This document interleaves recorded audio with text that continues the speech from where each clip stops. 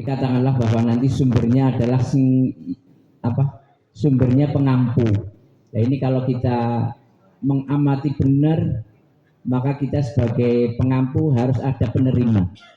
Maka penerima kita katakanlah kalau sumbernya itu adalah 100 watt, maka lampu kita adalah berapa?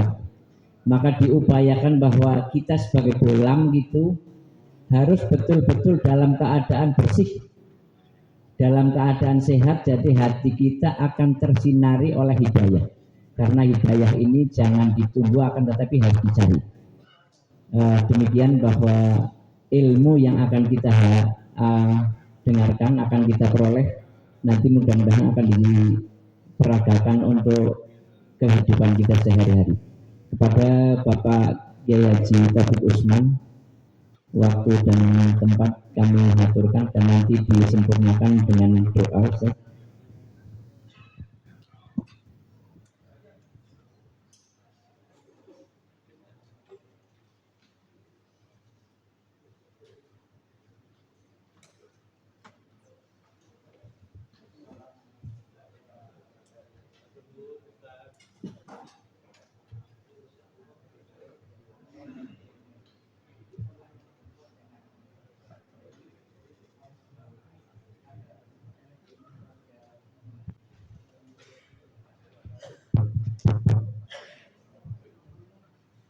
Bismillahirrahmanirrahim.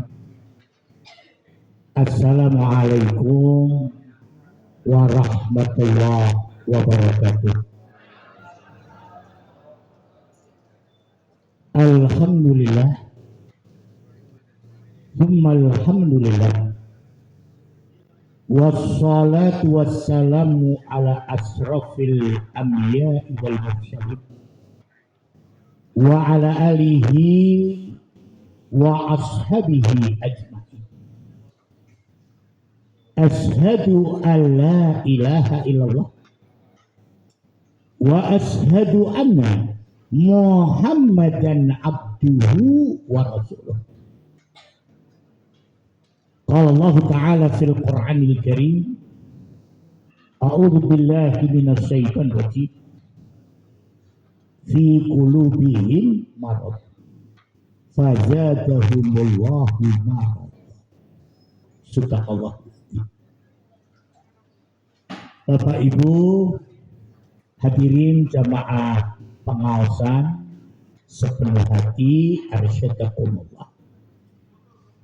Alhamdulillah, puji syukur kita panjatkan kehadirat Allah Subhanahu wa Ta'ala yang telah menganugerahkan karunia nikmat serta rahmat kemurahannya atas masing-masing. Sehingga dengan nikmat yang dikaruniakan dan rahmat kemurahan yang dianugerahkan, alhamdulillah pada kesempatan malam ini semua kita bisa bareng-bareng bermuajahah, bersilaturahim di gedung IBI yang kita cintai. Insya Allah rawuh hadir kita di majelis ini, datang hadir kita di gedung IBI Baron ini, mudah-mudahan dengan tanpa melepas dan melewatkan niat kita untuk bersilaturahim. Insya Allah di balik niat kita bersilaturahim, mudah-mudahan semua yang hadir, yang rawuh di majelis malam ini selalulah dilapangkan dan dilonggarkan rezekinya oleh Allah SWT. Dan juga dengan niat bersilaturahim, insya Allah sedaya ingkang rawuh makempal wonten majelis dalu menika, mugi-mugi pinaringan yuswa panjang, tulal umri fit taatillah. Mudah-mudahan Allah panjangkan umur usia kita. Di balik nikmat dipanjangkan umur usianya, mugi-mugi kita tetap sakit kukuh, teguh, istiqomah, taat patuhipun marang Allah Subhanahu wa Ta'ala lan ugi Rasulipun Muhammad sallallahu alaihi wasallam. Di samping niat bersilaturahim dalam kebersamaan yang selalu kita luangkan dengan kesungguhan dan keikhlasan untuk ngangsu kaweruh tolabul ilmi. Mudah-mudahan sedaya ingkang rawuh makembal dalu menika tansah pinaringan barokah, ridho rahmat dan ugi pangapura maghfirah dari Allah Subhanahu wa taala. Allahumma. Pengawasan dalu menika badhe mendhet judul ragam hati, penyakit dan terapinya. Saya kutip dari sumber buku Ighasatul Lahfan min Masaidis Syaitan. Ini diantara unggulan buku lain dari Syekh Ibnul Qayyim Al-Jauzi. Memang beliau ini banyak berbicara tentang tarbiyah dan dakwah. Dan sentuhannya lebih banyak pada bagaimana menjadikan hati ini bersih. Menjadikan hati ini putih.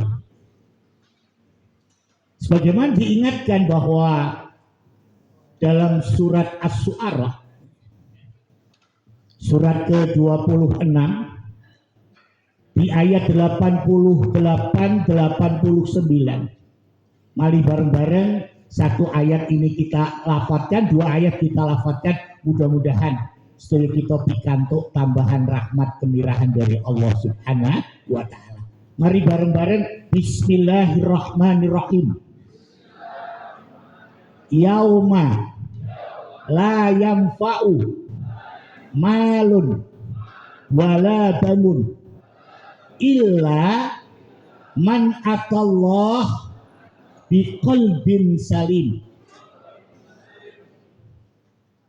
Artinya dalam kesepenuhan hati ini jangan ada yang menolak atau mengingkari akan datangnya satu hari yang namanya yaumul qiyamah. Karena banyak di kehidupan ini ya orang yang mungkin berprasangka apa neng kiamat. Ya. Dianggap yang pakai gini cuma Narto Sabdo ya kan. Taunya amat itu ya ada ya. Tidak cuma ki mantep ya kan. Tapi ada kiamat. Dan di situ Allah menegaskan bahwa pada hari kiamat tidak seorang pun yang selamat. Dan jangan pernah kita menyangka bahwa harta kita, anak-anak kita akan memberikan sebuah pertolongan untuk keselamatan kita. Ya, jadi jangan sampai ya kan, kita ini sering berbangga dengan anak secara berlebih, ya, hanyut dalam harta dunia tanpa harus berpikir ya bahwa akan ada masa berhenti. Tidak siang, tidak malam, kerepotannya cuma untuk mengumpulkan sesuatu yang hanya bersifat sementara. Karena tadi malun wala banun, mal harta, banun anak-anak, la yanfa, tidak bermanfaat.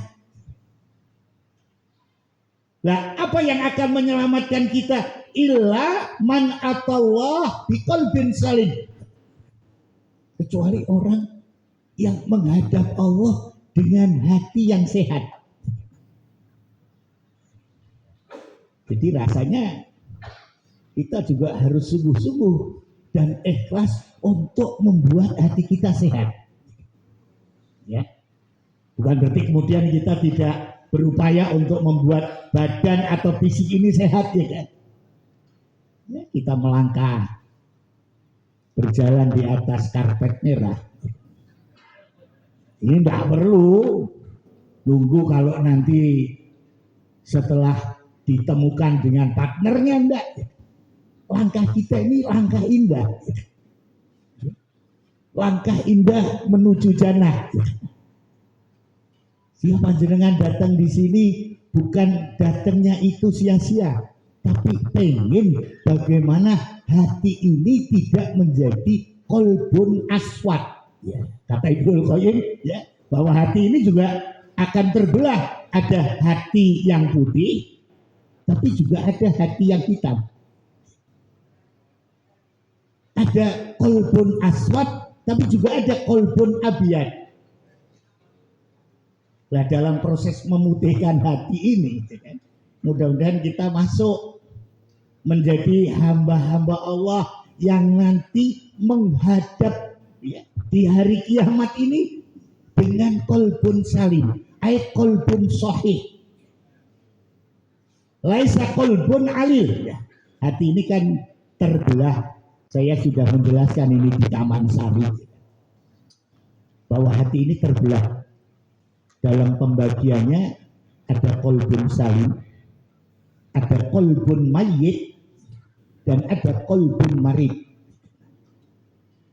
Ya, Ibnu Qayyim membagi hati itu dalam 3 macam.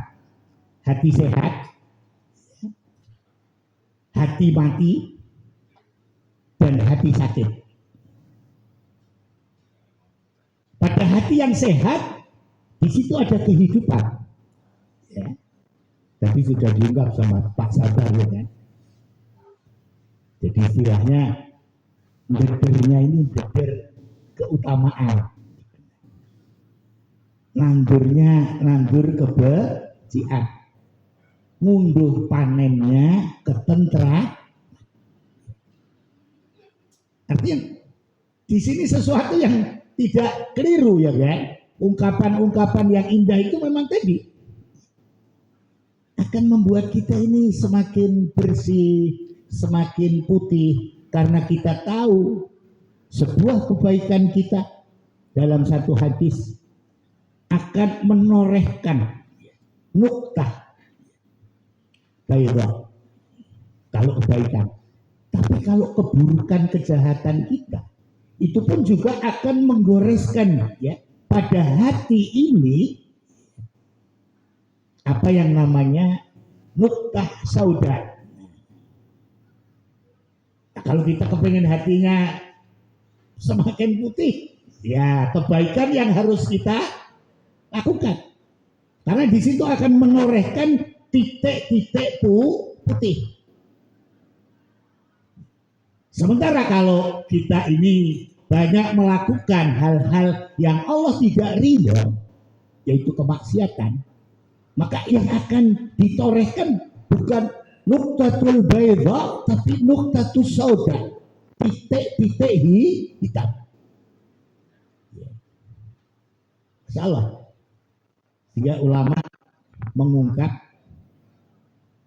ad-dunub tumitul, yang namanya dosa itu membuat hati mati. Nah ini yang kedua. Jadi kalau tadi hati yang ada kehidupan adalah hatinya orang yang beriman, hatinya mukmin. Tapi pada hati yang mati, ya, digambarkan fi qulubihim marad. Fi qulubihim marad. Pada hati mereka ada penyakit. Ya. Fazadahumullahu marada, dan Allah akan menambah penyakitnya. Di situ. Jadi kadangkala ada orang merasa ngenes karena dibuat hatinya sakit. Wah, masih ngerajang hatiku. Yang ikur nyerei tonggo ya. Bojone dhewe ora tau dikerek. Loro hatiku ya kan. Sehingga langsung dilantunkan sama Rosahi. Suara hati ya kan. Ini kan sedikit gambaran yang saya kira perlu untuk jadi catatan kita. Kenapa Allah tambahkan penyakitnya? Karena hatinya ini bukan hati yang ada kehidupan, tapi hati yang mati. Ya. Jadi ketika orang mungkin dengan benih yang unggul, tapi disebar ya, di tanah yang gersang, subhanallah. Ya. Untung tanah ini bukan tanah gersang tapi tanah subur. Sehingga palem atau mungkin kuncup daun merah ya kan ditancap langsung. Ini yang penting jadi catatan kita. Jadi jangan sampai hati kita ini menjadi hati yang tertutup. Lah hati yang tertutup ini hati yang mati. Hati siapa? Hati orang kafir. Jadi hati orang kafir ini sawaun alaihim a'andartahum am lam tundirhum layu. Masya Allah. Dan mudah-mudahan jangan pernah ya hati kita ini kita bawa ke arah sana. Karena dunia ini banyak mematikan hati manusia. Dan di balik buku ini tadi ada kata-kata ya, min masoidi syaiton. Artinya kita selamatkan hati kita dari hantinya setan. Meskipun buku itu diterjemahkan ya, artinya menyelamatkan hati dari tipu daya setan. Tapi kata masoid ya kan, itu adalah ismul makan dalam bentuk jamak yang maknanya adalah tempat berburu. Siapa yang suka berburu di hati setiap kita? Setan. Alladzi yuwaswisu fi sudur binal jinnati. Dia tidak melukai badan kita, tapi dia berupaya untuk menguasai hati kita. Berapa banyak orang yang mengurungkan langkahnya untuk memenuhi panggilan Allah. Mbok timbang nggo kaji apa neh eneng tambahan biaya karantina. Ya pilih nggo dandani pager no. Taunya dalam penelitian yang banyak memenuhi panggilan untuk datang di tanah suci itu bukan orang yang berlebih hartanya. Ya. Saya pernah harus mengantarkan seorang ibu ya, yang saat itu pengen saya ikut datang di tempat pangkalannya. Saat mana saya terkesan dulu dia itu bawa uang 30 juta berhenti di dekat kampus di rumah almarhum Bapak Widodo ya. Akhirnya datang ke sini, tidak ada seorang pun yang mengira bahwa di tas gandumnya itu uang 30